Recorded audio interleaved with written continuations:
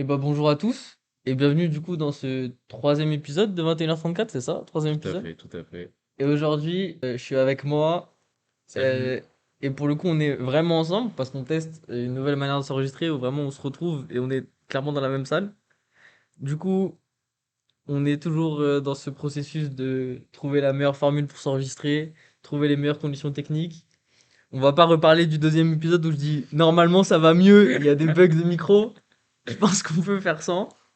Mais du coup, aujourd'hui, on se retrouve dans un épisode où on va essayer de définir le rappeur parfait, entre grosses guillemets. En fait, ce qu'on voulait faire à la base, c'était un récap de l'année 2023, mais on s'est dit que pour faire un récap de l'année 2023, fallait y réfléchir depuis le début de l'année.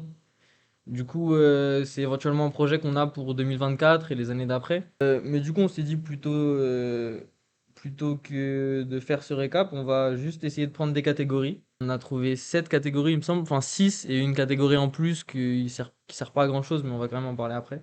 Et du coup, ce qu'on va faire, c'est essayer de définir le meilleur rappeur dans chaque catégorie pour essayer de créer, entre grosses guillemets, notre rappeur parfait. Encore une fois, il y aura des gros tapines. Enfin, je sais pas toi, moi, mais mon perso, j'ai des gros tapines, mais le plus important, ça va aussi qu'à chaque rappeur, on aura des mentions honorables. Et je pense qu'on va pouvoir discuter de pas mal de trucs dans cet épisode. Donc je pense que ça va être carré. Un truc à rajouter? Mais du coup, on est toujours sur une recherche de format au niveau de comment on s'enregistre, comme il a dit Thiago. Mais on va rester toujours sur un truc un peu décontracté. On peut un peu élargir le thème, partir sur des thèmes un peu plus adjacents. Il y a aucun souci avec ça. Donc, cette catégorie, Thiago, je te laisse commencer.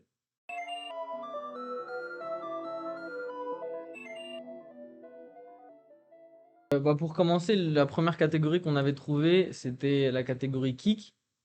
Le problème qu'on a un peu avec moi, c'est qu'on s'est donné des catégories, on les a peut-être pas assez limitées. Du coup, la catégorie kick, en vrai, ça peut aller tout et n'importe où, mais moi, en tout cas, comment je l'ai défini, c'était le mec qui, tu le mets sur une prod, il va pouvoir te la plier et rapper dessus à la perfection, ou le mieux possible. Et faut savoir aussi que quand on cherche le rappeur parfait, on cherche le rappeur parfait en prenant des critères des rappeurs des dernières années.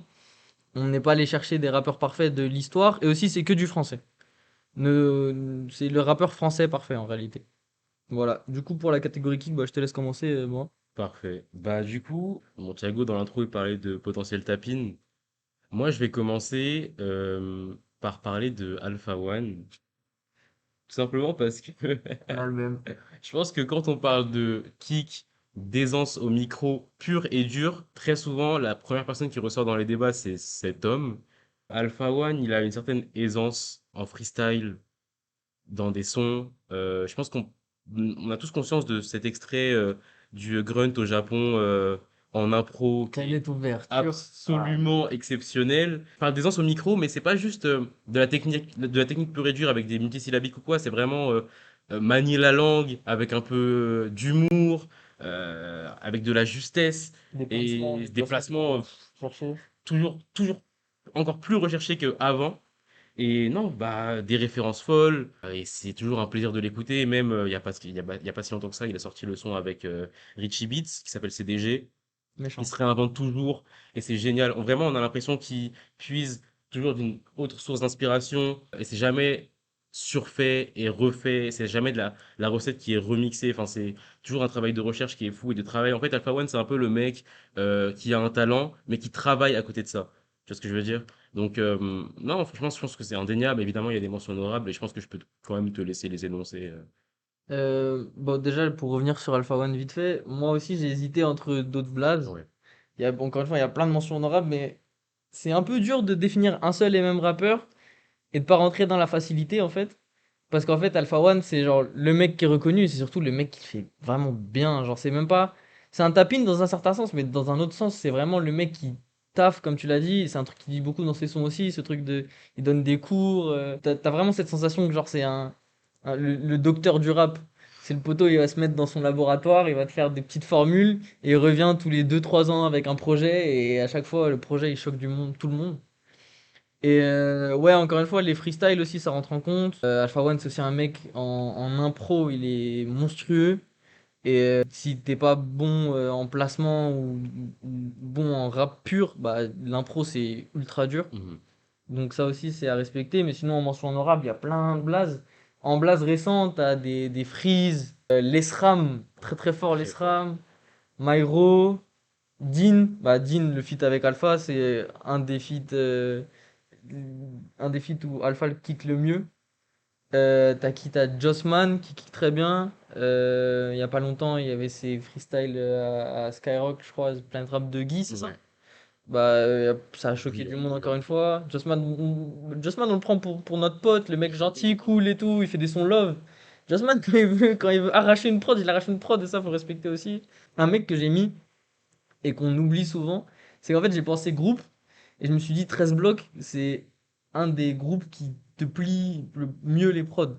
Et en fait, le mec qui plie le mieux les prods dans ce groupe, c'est Stavo, qui a sorti un projet aussi, c'était l'année dernière, c'est ça? Mais non, rien. Stavo? Et qui aussi est un gros kicker. Du coup, bah, moi j'ai ça dans mes mentions honorables récentes et dans mes mentions honorables un peu plus anciennes ou qui étaient meilleures avant. En fait, j'ai mis du Vald, du Fianso, Sofiane, Dinos sur Imani et Taciturne, faut respecter. Bon, Caris, forcément Caris. On aurait fait le podcast il y a 5 7 ans, ça aurait été Caris et il y aurait eu aucun doute. SCH aussi et Nino, parce que Nino c'est un des mecs en freestyle aussi que j'apprécie le plus. Et du coup, bah voilà, moi c'était ça mes mentions honorables. Juste revenir à une des mentions honorables que tu as énoncées, Dinber Bigo. Un truc que j'ai pas dit, que je voulais aborder, je trouve que Alpha, c'est un des seuls mecs dans le rap francophone qui, avec son crew, avec son entourage, sans mauvais jeu de mots, hein, a la chance de pouvoir avoir une sorte de fausse compétitivité avec ses potes, donc Nekfeu, Dean, Sneezy, et j'en passe. Et ça crée quelque chose de, je trouve, de très beau, dans le sens où tous essaient de se surpasser à chaque fois. Et ça, c'est un truc que Dean avait abordé dans son interview du Code avec Mehdi Maizi. Et il y a toujours ce truc de respect avec ses confrères dans le rap.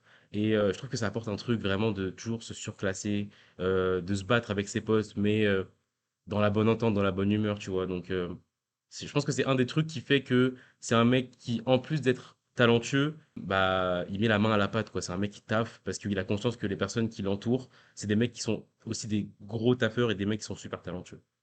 Ouais. Moi, juste en dernière mention honorable, bon, c'est pas vraiment un mec qu'on peut mettre avec les plus gros encore parce que c'est un newcomer, mais je voulais juste parler du son analogue de H la drogue parce que ce son est exceptionnel et allez écouter, vous pouvez pas ne pas en parler dans cette catégorie.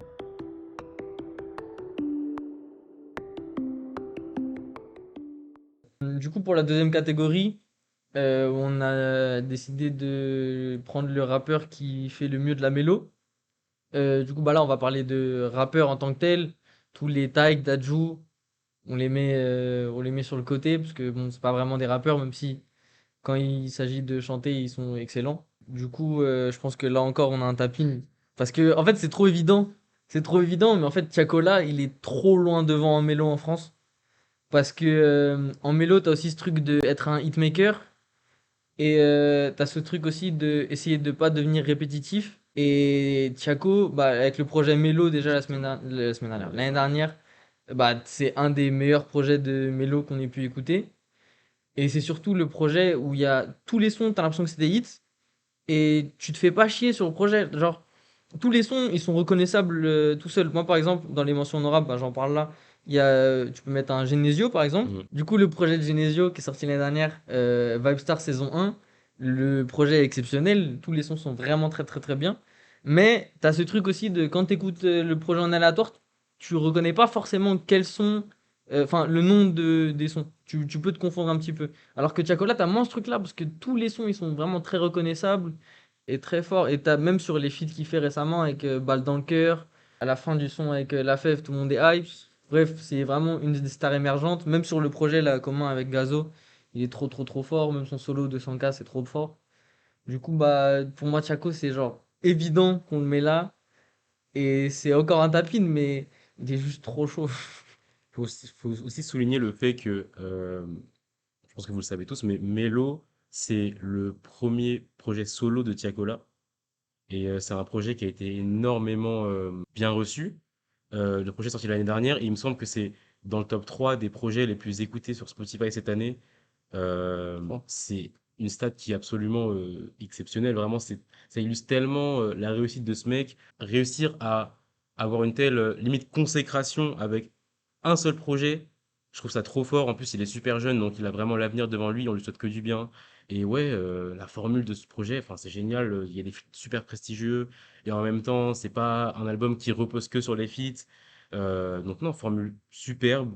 Et je pense que le projet va très bien vieillir dans les années à venir. Ouais, fort. Du coup, pour les mentions honorables, je sais pas si t'en as. Moi, j'en ai quelques-unes.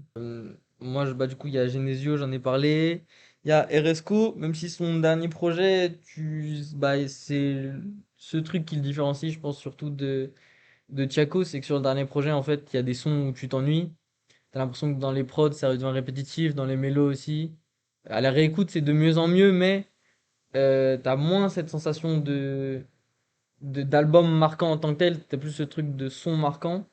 Sinon, il y a L2B qui a sorti une réédition aussi il y a pas longtemps, je peux encore écouter, mais de ce que j'ai vu, ça avait l'air pas mal. Il y a YG Pablo, très très très très fort, que j'aurais pu mettre là parce que je suis vraiment un gros fan, mais vas-y, abuse.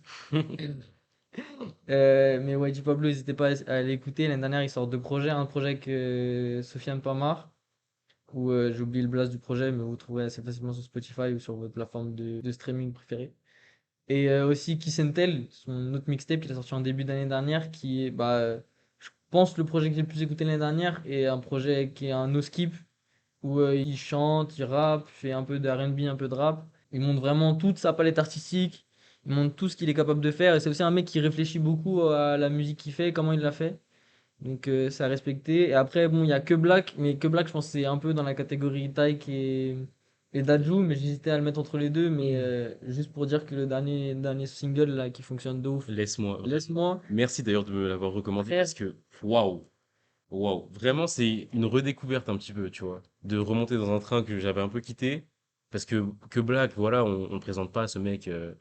Il a plusieurs tubes à son actif qui ont mais tourné mais pendant des années et qui ont fait des streams pas possibles. On l'a, je pense, un peu tous un peu laissé. Et il est revenu avec ce son. Et je vous promets que ce son a tellement tourné, je l'ai tellement blasté que je suis trop content de l'avoir découvert à cette période de l'année, vraiment dans la transition entre l'été et la rentrée, c'était génial. En fait, la top lane, elle est trop folle, frère. Vraiment. Et il a trop d'or dans les mains. On en avait marre, hein. Il est revenu, moi, je peux que respecter. Et après, le dernier mec que j'ai mis dans mes mentions honorables, parce que on n'en parle pas assez pour sa musique, en fait, c'est NASA. NASA, en fait, je me suis rendu compte, on en parle que pour ses snaps. Parce que bon, c'est peut-être un des rappeurs les plus drôles, oui, c'est vrai. C'est aussi un des meilleurs à FIFA, mais quand il veut faire de la mélo, il veut poser sur une bonne prod, c'est là le hitmaker aussi. Donc, faut respecter NASA, voilà. Du coup, la troisième catégorie dont vous voulez parler, c'était clip et identité visuelle. Je sais pas, t'as qui, moi, mais je pense qu'on a encore un troisième tapin. On s'est dit qu'on allait commencer par les catégories où Ouais, c'était le plus c'est évident. ça. Bah, je te laisse. Alors, comment dire? Dans la décennie 2010, il y a, je pense, dans la deuxième partie surtout de la décennie 2010, il y a un mec qui s'est démarqué, et ce mec, c'est, je pense que c'est Laylo. Ok, c'est bon, on a le même. Comment dire? Alors, Laylo, moi, je le découvre à la fin de la décennie 2010, en fait, avec Rawzed, qui est personnellement mon projet préféré de Laylo, parce que le format, je trouve que c'est vraiment le truc qui me touche le plus. C'est un 10 titres, il me semble, no skip, introspection sur la majorité des sons. C'est vraiment, c'est quasiment parfait. Enfin, c'est de la très belle écriture. En même temps, il y a des phases qui sont très touchantes. Et je pense que c'est un mec qui, au-delà de sa musique, réussit à marquer les esprits de par, bah, par exemple, en concert avec ses scénographies. Tu as aussi le style vestimentaire. Bon, là, on sort vraiment du cadre musical, mais par exemple, le style vestimentaire fait que, voilà, c'est un mec qui se démarque. Et en plus de ça, bah, il a des inspirations qui sont extrêmement parlantes. Je pense notamment bah, à Trinity, du coup. Ces inspirations évidentes envers Matrix, la saga Matrix. Et ouais, non, Laylo, c'est une direction artistique. Bon, c'est un terme qu'on entend beaucoup, mais vraiment, c'est une identité qui est beaucoup trop singulière pour ne pas être mentionnée dans cette catégorie parce que c'est dingue, vraiment, dans la décennie 2010 et 2020. Je pense qu'il y a pas mieux que lui, en fait. Bah, moi, j'avais mis Laylo aussi. Comme t'as dit, c'est un mec qui a vraiment son image très travaillée. Aussi, il y a ce truc de, à chaque projet, t'as un nouveau Laylo entre grosses guillemets. Un truc que tu retrouves aussi aux États-Unis avec Tyler, the Creator, qui est peut-être celui qui fait ça le mieux. C'est un truc que moi je kiffe personnellement. Il y a ça aussi avec Ali, dans une très moindre mesure, qui à chaque projet assombrit ses cheveux. J'ai découvert ça il y a pas longtemps. Ouais, moi, Voilà. Est-ce que vous voulez de cette info? Moi, en fait, ce qui m'a vraiment fait tilter, c'est aussi le fait que c'est un mec qui taffe sur ses clips lui aussi. En tant que réalisateur, c'est un mec qui est à fond dans son processus artistique, mais dans toutes les catégories possibles. Donc ça, il faut le respecter. Et c'est aussi le mec qui a fait le meilleur Bercy, selon une grande partie des avis, une grande majorité des avis. C'est le mec qui a fait le meilleur Bercy. Bercy, où encore aujourd'hui, des fois, je me balade sur TikTok, je vois des images. Ça avait l'air vraiment grandiose. Bon, pour le coup, j'y étais pas. J'avoue, j'ai un peu le seum, même si j'ai pas beaucoup écouté le dernier projet. Mais ouais, il y a ce truc sur scène aussi, il y a encore toujours cette image, c'est une image qui est travaillée à 100%. Et du coup, ça, je respecte. J'ai pas vraiment beaucoup de mentions honorables, là, mais il y avait juste une hésitation, moi, que j'avais. Et je sais que toi, t'en avais une, et je sais pas si c'était avec la même chose, mais moi, en fait, c'est PNL. Parce qu'en fait, PNL, c'est aussi ce truc de, à chaque projet, t'as une évolution. Ce truc de, à chaque projet, ils s'enrichissent ou ils réussissent mieux leur vie. Et il y a une cohérence avec, dans la musique à chaque projet. Et il y a aussi ce truc qu'en fait PNL, c'est peut-être pas ceux qui ont la meilleure image dans le sens la plus poussée, mais c'est ceux qui la gèrent le mieux. Et en fait aujourd'hui PNL, c'est à chaque fois qu'ils sortent un projet ou un son ou même juste une story Insta, genre vraiment c'est au niveau de la story Insta, c'est relayé par tous les médias rap possibles, même des médias qui font principalement du US, ils parlent de PNL. Là, hier, ils ont sorti, enfin, Gaza. au moment où on s'enregistre, ils ont sorti Gaza. Ouais. Je suis en ouf, j'ai dit Gaza. Ils ont sorti Gaza, bah, ils l'ont sorti là, cette nuit, en fait. Euh, et bon, les avis sont mitigés, et c'est aussi pour moi, pour ça que je pense que PNL devrait arrêter leur carrière après Deux Frères, parce que je sais pas s'ils feront beaucoup mieux, et leur carrière est juste parfaite pour l'instant. Voilà, Free Palestine. Malheureusement, j'ai une mention honorable, donc on pourra pas terminer cette catégorie sur cette très belle phrase. Mais moi, pour le coup, là, c'est très émergent. Et c'est pas du tout à l'échelle de Laylo, c'est pas du tout une comparaison parce que ce que Laylo a fait, la personne que je vais évoquer ne l'a pas encore réalisé du tout et elle a encore beaucoup à prouver. Mais j'ai envie de parler d'un rappeur qui s'appelle Irko. Irko, c'est un rappeur du coup qui est extrêmement émergent. Il est originaire de Lyon, mais il est pas né en France. Il a grandi en Albanie. Il a sorti un projet cette année qui s'appelle Danger rapproché, en collaboration avec le producteur Amné, aussi connu sous le nom d'Amnesia, qui est d'ailleurs le grand frère de Capri de Lyonzon. On reparle encore de Capri là, hein, vraiment. T'aimes trop Lyonzon. Vraiment. Mais Irko, si vous voulez, c'est deux projets. Donc, Guiline de Mist, qui est sorti, il me semble, en 2021, si je dis pas de bêtises, et Danger Rapproché, du coup, en collaboration avec Amné, qui est sorti cette année, en 2023, donc. Et l'identité des deux projets est assez similaire dans un sens, mais en même temps, c'est très différent. Il y a une réelle scission qui se marque. Et aujourd'hui, on est vraiment sur cette lignée, donc, des rappeurs super underground, avec vraiment l'inspiration, voilà, des jeux vidéo, d'internet. Et moi, je trouve que c'est assez, ça me parle beaucoup. C'est vraiment un univers qui me parle beaucoup. Donc évidemment, c'est un univers qui peut ne pas plaire à tout le monde, ce qui est totalement concevable. Mais je pense qu'ils ont de très beaux jours devant eux, Irko et Amné. Et je pense que j'aurai l'occasion d'en reparler dans un autre épisode. Mais pour l'instant, c'était juste une mention honorable. Donc streamer Irko, c'est très très fort. C'est assez difficile de rentrer dedans, mais quand vous êtes dedans, c'est vraiment exceptionnel, croyez-moi. Free Palestine.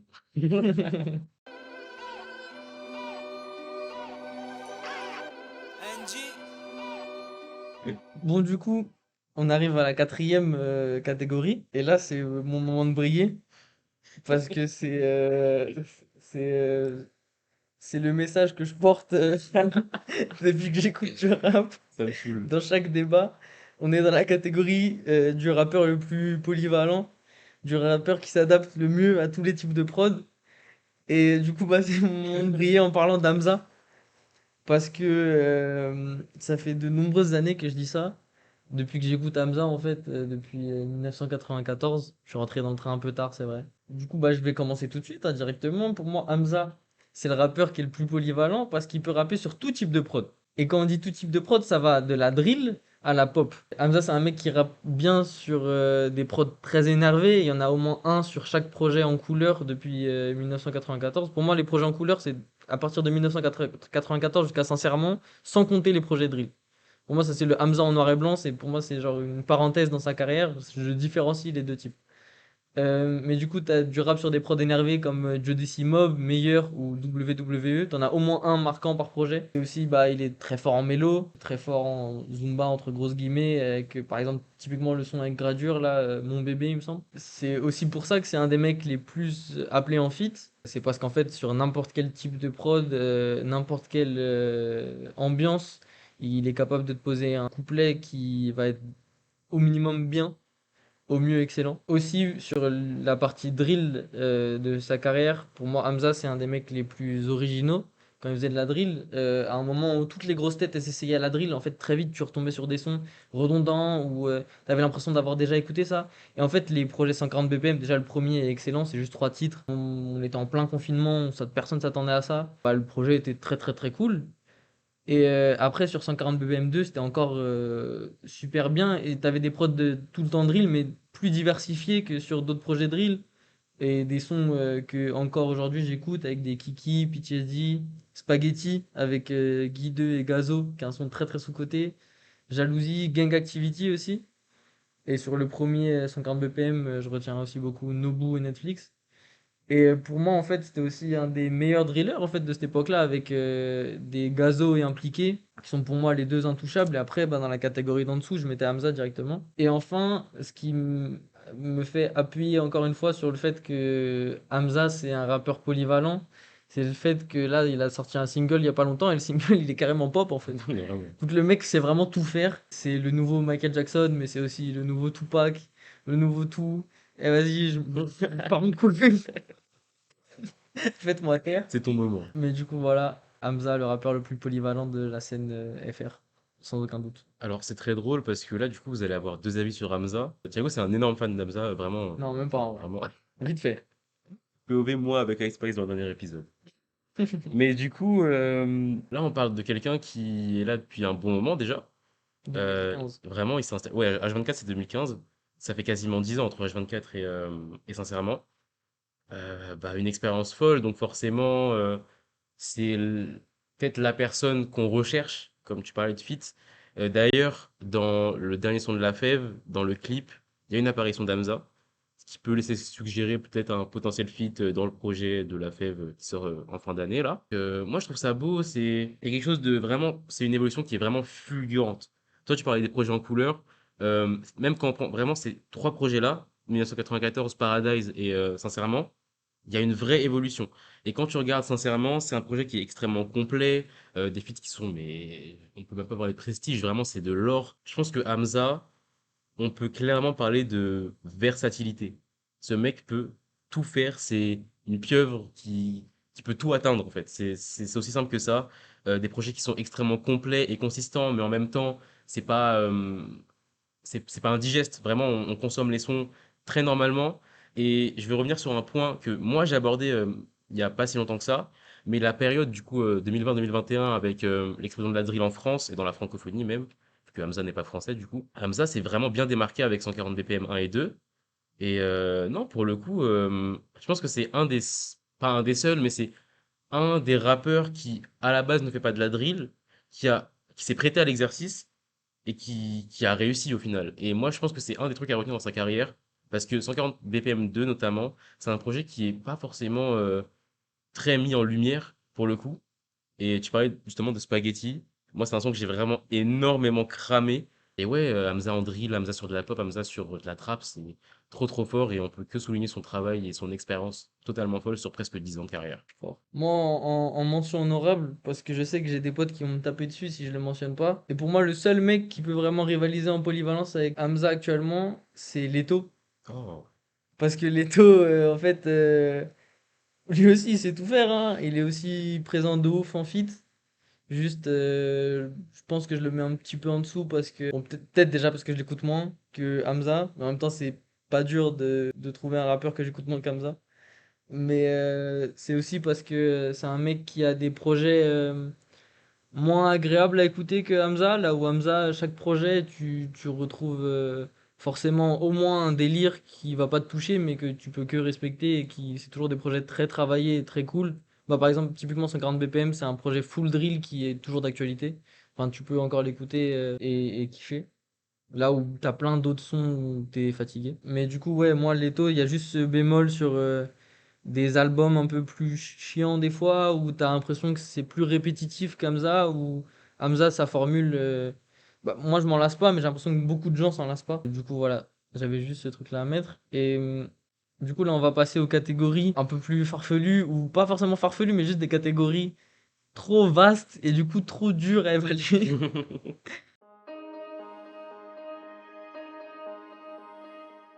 La première, c'est la catégorie alchimie avec un beatmaker. Et en fait, c'est pas vraiment un truc de rappeur parfait. Genre, le rappeur parfait, il a pas une alchimie avec un beatmaker. Bah, par exemple, je sais pas moi, tu vas pas mettre Tiakola avec les noms de certains beatmakers dont on va parler là. Mais en fait, on a juste mis cette catégorie parce qu'on se voyait pas parler du rappeur parfait sans parler des beatmakers, parce que une grosse partie du taf des rappeurs, c'est aussi parce qu'ils ont des bonnes prods. Du coup, bah, je te laisse commencer, Moa, avec ton duo rappeur beatmaker préféré. Alors, personnellement, il faut savoir que là, c'est une des catégories où j'aurais quelques mentions honorables quand même. C'est pas du tout un choix qui est indéniable ou quoi, mais dans la deuxième moitié de la décennie 2010 et le début du coup de la décennie 2020, il y a quand même un duo qui s'est vraiment démarqué, je trouve, et qui a réussi à s'emparer des codes du rap et à en faire quelque chose de très très fort. Et je parle de Frisk Orleans et Flemme. Donc je vais pas présenter Frisk Orleans, je pense que on est à une époque où c'est peut-être une des grosse tête du rap francophone. C'est moi pour le coup, Freeze, je le découvre en 2018 avec le projet Bluebeam qui est sorti un an auparavant. Donc là, on va parler de prod surtout, pas forcément de Freeze, mais plutôt du travail de Flemme. Flemme, c'est au départ un mec un peu de l'ombre, et évidemment, c'est l'ombre, c'est un thème qui ressort beaucoup dans les sons du 6-7 et de Freeze. C'est vraiment quelque chose qui est peut-être un peu inconscient, mais au fil des années, c'est un mec qui va un peu plus se montrer, qui va faire les promos, qui se fait interviewer par exemple, Mehdi Maizi. Et moi, je trouve que c'est quelque chose qui est très bien dans le sens où ça s'est fait à la période où on commence à mettre vraiment du respect sur les beatmakers. Parce que c'est pas juste des gens dans leur stud qui tapent des trucs sur FL, tu vois. Enfin, c'est quelque chose de plus profond que ça. Comme tu disais, la majeure partie du travail, elle n'est pas faite que par les rappeurs, mais aussi par les beatmakers. Flemme, c'est une identité au niveau des prods qui est plus que singulière, vraiment. Quand tu entends une prod, tu sais que c'est lui. Et mais en même temps, avec le temps, il a réussi un peu à se diversifier. Et je trouve que, ouais, enfin, c'est peut-être le meilleur duo actuellement pour moi. Moi, c'est quelque chose vraiment qui me tient forcément à cœur parce que Freeze, pendant un moment, c'était un de mes rappeurs francophones préférés, quoi. Donc, forcément, j'étais obligé d'en parler. Je parlerai de mention honorable après. Je pense que je laisserai plus parler Thiago, du coup, mais Bah moi, Freeze et Flemme, c'était dans mes mentions honorables, forcément. Ils ont une formule qui fonctionne super bien. Flemme, c'est le mec qui arrive le mieux à faire des grosses prods bien sombres, où tu te sens en danger quand tu les écoutes. Euh, et même sur le dernier projet de Freeze, c'est plus diversifié, comme t'as dit, Moa, il faut respecter aussi. Mais moi, j'ai pas pris eux. Pour le coup, j'aurais pu parler de plein de gens dans Alchimie avec Beatmaker, parce qu'en fait, t'as plein de duos un peu iconiques ou de duos qui taffent très très très très bien ensemble. Et j'ai hésité très fort avec Luigi et Ryan Coffey, qui est un duo, bon, même si Luigi c'est plus vraiment un rappeur, ça reste un duo vraiment extrêmement bon, même sur le dernier projet. Bah, d'une manière générale, le label Palace Mafia, c'est un label qui bosse très très bien ensemble et qui est toujours très cool à écouter. Mais moi j'ai. Et même Ryan Coffey, solo, il a des sons sur Spotify, enfin, sur les plateformes quoi. N'hésitez pas à aller écouter si vous aimez bien les prods de Luigi. C'est des sons sans parole, juste des prods, mais un peu dans le même délire, très cool, très détente, que tu peux mettre en fond, même quand tu travailles, des choses comme ça. Mais parce que là, j'ai parlé d'une mention honorable presque autant que, que le mec que je mets là. Le mec sur qui je veux mettre la lumière là dans cette catégorie, c'est Easy Due avec Jossman. Parce qu'en fait, je pense on aurait fait cet épisode-là avant la sortie du dernier projet de Jossman. J'aurais peut-être pas parlé de ça. Mais j'ai vu une analyse sur le dernier projet de Jossman, et même moi, je me suis rendu compte de ça en écoutant le projet. C'est que c'est toujours les mêmes thèmes, mais c'est toujours amené d'une manière différente, une manière très cool, et c'est toujours dans l'air du temps, on va dire. Bon, Et il a une carrière qui est pas ultra longue non plus. C'est pas comme s'il avait vécu des gros changements, genre l'arrivée de l'autotune, je sais pas, dans le rap, des trucs comme ça. Mais il est toujours cohérent sur ses projets et il est toujours aussi bon. Et c'est pas seulement parce que Jossman c'est un excellent rappeur, comme je l'ai dit au début du podcast, mais c'est aussi parce que Jossman a toujours des très bonnes prods. Peu importe le type de son qu'il va faire, des sons love, des sons kickés, des sons énervés. euh, c'est toujours des prods très justes et très entraînantes qui font pleinement partie du succès des sons et des albums. Et en plus de ça, quand je me suis dit une catégorie alchimie avec beatmaker, pour moi ça devait être une catégorie qui était aussi très régulière sur le temps. Et Jossman et Easy Juice, c'est des mecs qui taffent ensemble depuis. Il me semble qu'il y a un son sur le premier album, mais je crois que c'est 2017, 00 dollars. 000 dollars. Donc c'est 2018, mais faudra vérifier. Bah, moi justement c'était entre 2016 et 2017. Ok. Mais bah, en fait depuis ce projet-là, qui est le deuxième projet de Jossman, ils bossent sur presque tous les projets ensemble, à part Mister JOS qui du coup est un autre qui a un projet commun de Jossman avec son petit frère qui est un beatmaker qui s'appelle Mister. Mais voilà, pour moi il fallait parler de ce duo Jossman et Didiou parce que c'est la durée et toujours la qualité.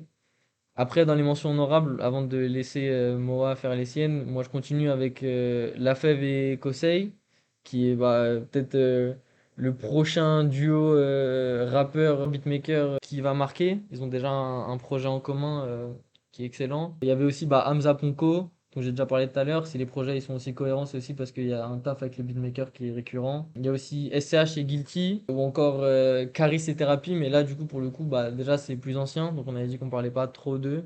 Mais c'est aussi ce truc de bah, sur la durée des projets, au bout d'un moment tu t'ennuies un petit peu.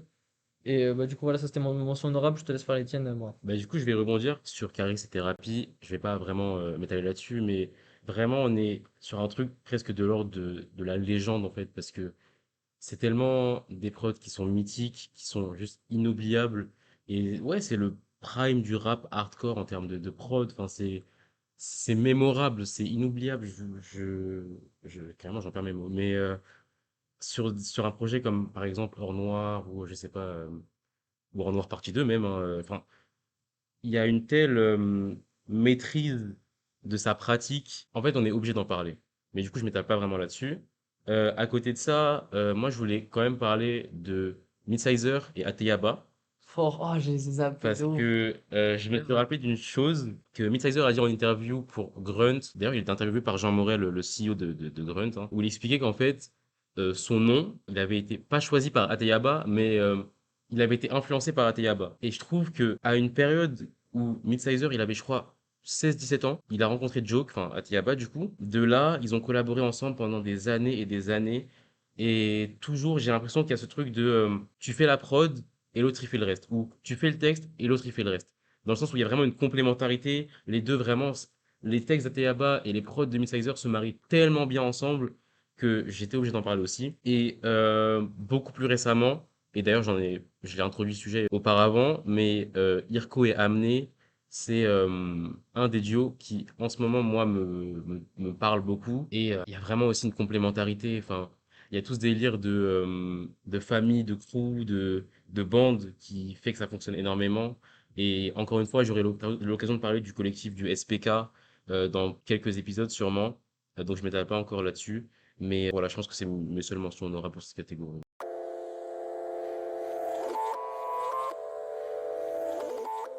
Bah, du coup, je pense qu'on peut passer à la catégorie d'après. Et du coup, notre catégorie d'après, c'est peut-être la catégorie la plus dure avec la septième, mais la septième, encore une fois, c'est pas vraiment une catégorie. Mais la sixième catégorie, c'est la partie plume, la partie écriture. Et en fait, bon, moi, si t'as quelque chose à dire sur ça, je te laisserai. Mais pour moi, la catégorie plume, c'est la plus dure parce qu'en fait, c'est la catégorie la plus subjective. Dans le sens où pour moi, la catégorie plume, déjà, c'est ultra vaste. Plume, qu'est-ce que ça veut dire? Vraiment, on aurait dû limiter quand on a choisi les catégories. Et pour moi, c'est genre le mec qui, quand il écrit, ou les mecs qui, quand ils écrivent, vont le plus te toucher. Mais du coup, bah, il y a des gens qui vont être touchés de ouf par du Orelsan, alors que bah, moi, Orelsan, bon, il y a des sons qui sont très très bien écrits. Je pense à Epilogue ou Note pour trop tard. Mais je vais pas le mettre dans cette catégorie-là. Mhm. Désolé. SO Orelsan, grosse légende. D'ailleurs, on aurait pu parler de Scred et Orelsan Oui, tout à dans fait. les Tout à Alchemy fait. Oui, oui. Beatmaker. Big Bang un rappeur, et c'est un peu une dinguerie de pas avoir parlé d'eux.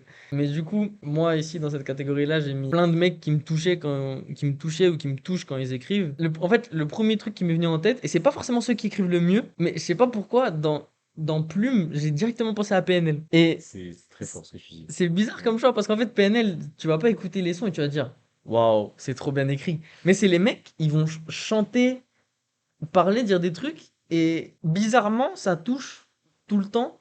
Alors que quand tu connais pas PNL, en fait, t'as cette image de, de mecs qui parlent en onomatopée, en fait. Mais alors que pas du tout, les mecs sont vraiment très très bons et ils écrivent avec une certaine justesse ce qu'ils vivent. Et t'as aussi ce truc de familial quand ils écrivent Ouais. qui fait que les deux racontent un vécu commun et t'as une alchimie entre les deux qui fait que leur écriture est touchante, même si c'est pas la meilleure écriture. Mais je pense que c'est aussi dû aussi un peu à leur prod et à la qualité du taf qui est fait derrière. Donc on peut pas vraiment les mettre en premier dans Plume. Moi perso en Plume, j'ai pas pu choisir un blaze.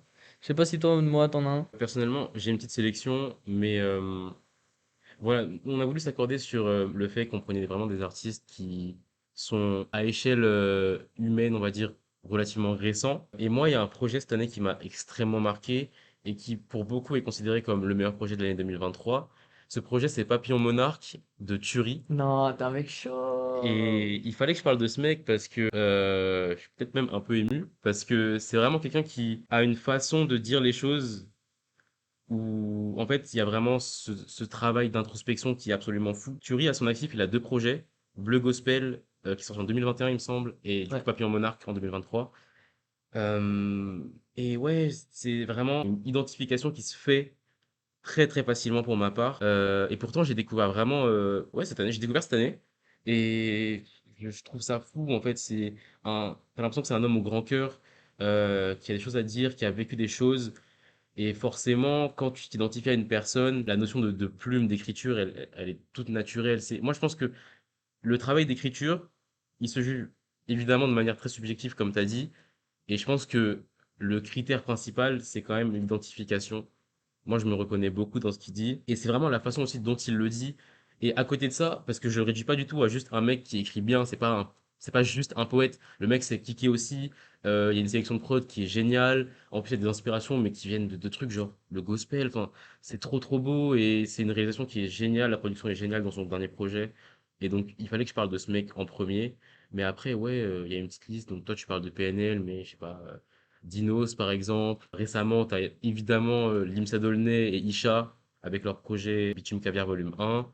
Moi, il y a un truc qui m'a extrêmement marqué sur ce projet, c'est il y a eu Inadi Club avant la sortie du projet, et il y a le plan B avec une prod qui est mais céleste. Les couplets de Limsa, mais la première fois que j'ai écouté ce son, j'ai tweeté carrément. Mais la première fois Il que a j'ai écouté liké ce ton son, tweet. en plus, Limsa, t'écoutes ça. Vraiment, merci pour ta prestation sur ce son parce que j'ai rarement été autant ému cette année par un son de rap, même un son tout court. Et ça m'a fait trop plaisir d'entendre des phrases aussi touchantes et aussi pas banales dans le sens où elles sont pas originales, mais banales dans le sens où Limsa il raconte la vie, Isha il raconte la vie. Et non, je trouve ça trop beau et évidemment, il fallait que je parle d'eux. Bah moi du coup j'avais aussi Limsa Isha parce que Bitume Caviar volume 1 d'ailleurs. Il y a volume 1 dedans, donc on se réjouit. On espère qu'il y aura un On volume espère 2. très Pas tout de très suite, fort. pas tout de Ouais, suite. évidemment, évidemment. Prenez votre temps, mais on espère qu'il y aura un volume 2 parce qu'en fait, les deux, ils ont une alchimie de ouf. On le savait déjà depuis avec Starting Block, même le grunt qu'ils font Oui, au oh mon Bataclan Dieu. d'Isha. Les deux, bah, on aurait pu les mettre dans Kick aussi, hein, parce que quand il s'agit de plier une prod, ils sont là tout le temps. Isha aussi sur La vie augmente, c'est exceptionnel. Labrador bleu aussi, je crois que c'est son Ouais, prénom Clem, seulement, c'est ça? 2022. Limsa sur les logiques qui Logique. sont un Très fort. c'est des mecs qui écrivent parfaitement bien, c'est des mecs aussi plus anciens, donc qui ont un vécu. Aujourd'hui, dans beaucoup de cas, t'as l'impression qu'il y a des rappeurs qui te mentent. Limsa Isha, j'ai vraiment l'impression qu'ils nous racontent leur vie. Ouais. Pour revenir un petit peu sur Turi, c'est encore ce truc de le label Foufoune Palace. C'est un label qui taffe extrêmement bien. Du coup, moi là aussi, je parle de Luigi. Son projet Saison 00, c'est un projet aussi dans l'introspection où il parle extrêmement bien. Je peux parler vite fait de Myro aussi. Pas Myro, Ah, Malo. Ah, Myro les rentre, mais deux, ouais, ouais. Malo, je le mets encore plus haut, Ouais. je pense. Pour revenir vite fait sur Dinos, moi, Dinos, c'est un des mecs que j'ai beaucoup écouté. Et Dinos, c'est pas un mec qui écrit très bien, parce qu'on le catégorise comme un mec qui écrit très bien en mode poète. Mais en fait, c'est un mec qui écrit très bien quand il raconte sa vie ou quand il raconte des trucs d'une manière naturelle plus que quand il va chercher des phrases très recherchées. Où là, bah, je le trouve un peu surcoté. Voilà. Bah, on doit parler forcément un peu de Nekfeu, je pense, même si moi j'ai du mal à cause de tout l'engouement qui est autour de Nekfeu, qui crée une image assez étrange et pas très agréable. Et il y a un mec dont on n'a pas parlé encore, mais que moi je suis obligé de mentionner parce que j'ai failli pleurer dans le métro. Voilà, je prenais la grosse ligne 13 et j'aurais pu pleurer déjà juste parce que je prenais la ligne 13. Mais non, j'ai pleuré parce que. Enfin, j'ai pas pleuré, j'avais les larmes aux yeux parce que j'ai relancé son projet Moussa, qui est vraiment trop bien. Ça date déjà de 2021, j'ai l'impression que le Dingue. projet, Pour il moi, est en fait, c'est sorti l'année dernière. genre Vraiment, c'est dingue. vraiment. C'est dingue. Bref, Prince Wally, très fort. Encore un mec qui a vécu beaucoup, un mec qui est tombé malade, qui avait un cancer des cordes vocales, qui pendant plusieurs années n'a pas pu chanter parce qu'il avait plus de voix. Qui est un mec aussi très touchant en interview. Dans tous les épisodes, je parle des interviews de Nifa chez Camino. Le concept c'est Tago Nifa, mais elles sont toujours très bien. C'est des discussions vraiment toujours très intéressantes. Donc je vous conseille le Setago Nifa avec Prince Wally encore une fois. Des formats un peu longs, mais toujours que tu peux mettre en fond et toujours très intéressant. Et du coup voilà, moi c'était ça mes mentions pour la catégorie très vaste de plumes. Par ailleurs, Voilà. au moment où on rec, il y a eu l'annonce du coup du prochain projet de Prince Wally, et donc on a très très hâte d'écouter ça, parce que vraiment c'est un mec qui a vécu des épreuves et je pense que au-delà du coup de ce truc de identification par rapport à la catégorie plume avec de grosses guillemets, il y a ce truc de si tu veux raconter des choses, il faut avoir vécu des choses. Et je pense qu'il y a très peu de rappeurs qui ont qui ont atteint ce galon-là. Et je trouve que, évidemment, c'est pas souhaitable de vivre des choses qui sont tristes, mais ça apporte de la sincérité aux propos et c'est toujours impactant. Et moi, c'est quelque chose que je retrouve beaucoup avec Prince Wally et évidemment, du coup, avec Limsa, Isha et consorts. Fort. Il y a un mec aussi qu'on n'a pas mentionné dans Plume et que j'ai mentionné vite fait dans Kick et dont il faut parler plus aussi, c'est Lesram qui est revenu aussi il y a pas longtemps, qui écrit extrêmement bien. C'est le roi des multisyllabiques. Lui, pour le coup, il parle vraiment tout le temps en rime, mais c'est toujours très agréable à écouter. Et même si c'est moins touchant peut-être que les autres qu'on a mentionnés, c'est très très bien écrit aussi.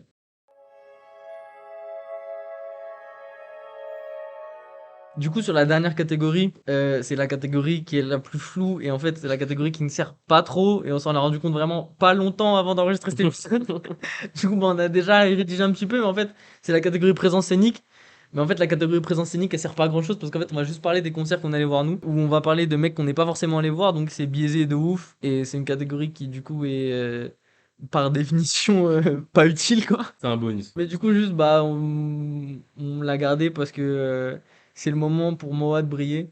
Et bah, je te laisse briller, frérot. Alors, donc Thiago a dit les concerts qu'on a vus. Moi, personnellement, j'ai pu vivre seulement un seul concert pour l'instant. Et j'ai eu la chance d'aller voir mon rappeur francophone préféré le mois dernier. Et je parle évidemment de Bouchy, du collectif Lurzon, bon, anciennement du collectif Lurzon, du coup, maintenant, et du groupe Saturn Citizen. Bah, pour la petite histoire, c'est vraiment un truc qui est assez symbolique parce que déjà, c'est un cadeau d'anniversaire et c'est une expérience qui était juste folle. C'est un truc unique que j'oublierai jamais. Tout simplement parce que, en fait, on a l'occasion, grâce aux réseaux sociaux, de voir des performances d'artistes. Tout à l'heure, tu parlais du Bercy de Laylo, qui est considéré comme un des meilleurs Bercy, et même peut-être même un des meilleurs concerts de la décennie 2010, 2020, pardon, Ouais. 2020. Bah, même de l'histoire du rap Ouais, français, je pense. ouais, ouais, Ah, vraiment, c'est ne super. mesurons pas nos mots. C'est emblématique, c'est vraiment emblématique ce qu'il a fait. Bah, du coup, c'était à la Cigale. Donc, comparé à un Bercy, un Olympia, c'est beaucoup plus petit. Mais il a réussi à transformer ça. Et en fait, quand tu vis un truc comme ça, c'est souvent le moment où tu te dis, à la fin, putain, c'était trop court. Putain, pourquoi ça n'a pas duré plus longtemps? Pourquoi il a pas fait ces sons-là, tu vois? Et non, c'est une expérience qui est unique. Et en fait, j'ai tellement pas grand-chose à dire, tellement c'est juste que c'est quelque chose que tu vis. Et tu peux pas l'expliquer autrement que par le montrer, en fait. Et tout simplement, le mec est trop fort sur scène. Il te fait ressentir un truc, tu vis un truc, tu as l'impression d'appartenir à quelque chose de très grand. Et merci Bouchy pour cette cigale. J'espère vraiment revoir cet homme en concert dans pas très longtemps parce que c'était trop trop fort et c'est trop mémorable. Branchez-vous. 2025, interview avec Bouchy. Non, on espère. Moi, en présence scénique, du coup, bah, j'ai pas mis de blase spécifique. Dans les mecs que je suis allé voir récemment, il y avait Genesio que je suis allé voir à la maroquinerie, c'était exceptionnel. Genesio, on a tendance à se dire, ouais, les mecs qui font de la mélo, je sais pas, Mhm. enfin, les rappeurs de manière générale, ils chantent pas bien parce qu'ils ont l'autotune. Mais en fait, Genesio, c'est un mec, quand je l'ai vu sur scène, il a une voix de fou. Et les mecs, de manière générale, qui font de la mélo, ont une voix de fou. Voilà, négligez pas la capacité vocale de C'est ces vrai qu'on mecs. l'a pas dit, mais c'est un fait en fait. Faut vraiment parler de la voix, juste, c'est un don naturel, mais Ces mecs sont très talentueux. Bah, pour le coup, Thiago est très fort et pourtant, il n'a pas la meilleure voix de tous. Mhm. Moi, je pense que Genesio, c'est peut-être une des voix qui me touche plus. Et je suis peut-être biaisé par le fait que je l'ai vu en concert. Mais c'était vraiment très très cool. Si vous avez l'occasion d'aller voir Genesio, n'hésitez pas. Même d'une manière générale, si vous avez l'occasion d'aller voir vos rappeurs préférés dans des petites salles, parce que les Bercy, c'est des salles qui sont très emblématiques, très symboliques, parce que c'est les plus grandes. Mais il n'y a pas forcément tout le temps ce truc de proximité avec le public, parce que quand plus les salles deviennent grandes, plus le public se perd, plus il y a des gens qui vont venir juste pour les hits. Et c'est pas pour critiquer les gens qui viennent que pour les hits, parce qu'en fait, ils ont le droit de venir au concert. Mais c'est surtout pour dire que dans ces petites salles, il y a aussi un truc qui est très différent avec plus de proximité et plus d'énergie dans des petites salles, une énergie qui est concentrée et qui est très très cool. Je pense à des mecs dont j'ai vu beaucoup de vidéos et j'ai pas réussi à prendre des places pour les concerts parce que j'ai plus de sous. Mais Khuna, Yanis, des mecs comme ça qui donnent beaucoup d'énergie en concert. Même Chansko. D'ailleurs, il y a des places pour Chansko encore. T'es chaud, on va voir Chansko? Là, c'est vraiment, on sort du cadre du Ouais, podcast, je hein. m'en fiche. Vas-y. Pourquoi T'es chaud? pas? Je Vas-y, sais pas bah, quels sont dans les projets on en là. reparle après. Il est exceptionnel. Faut vraiment que j'écoute. Euh, bref, allez voir vos Sky. Fin de podcast, ça part en couille, y a rien qui va. Bref, allez voir vos rappeurs préférés dans des petites salles. Et puis voilà, je crois qu'on a fini avec le podcast. Ouais, je pense Déjà que que. tout est en train de se casser. Non, mais qu'est-ce qui se passe là? Moi, je suis déjà en retard. Donc, il va falloir faire cette conclusion. Du coup, je fais un petit récap. En kick, le rappeur qu'on a choisi, nous deux, c'est Drake. En mélo, c'est Drake. En clip identité visuelle, c'est Drake. En polyvalence, c'est Drake. En alchimie avec le beatmaker, c'est Drake et Noah 40. En plume, c'est Drake. Et en présence scénique, c'est Drake. Voilà. Merci beaucoup d'avoir écouté le podcast. Et bah, une prochaine fois. À une prochaine fois.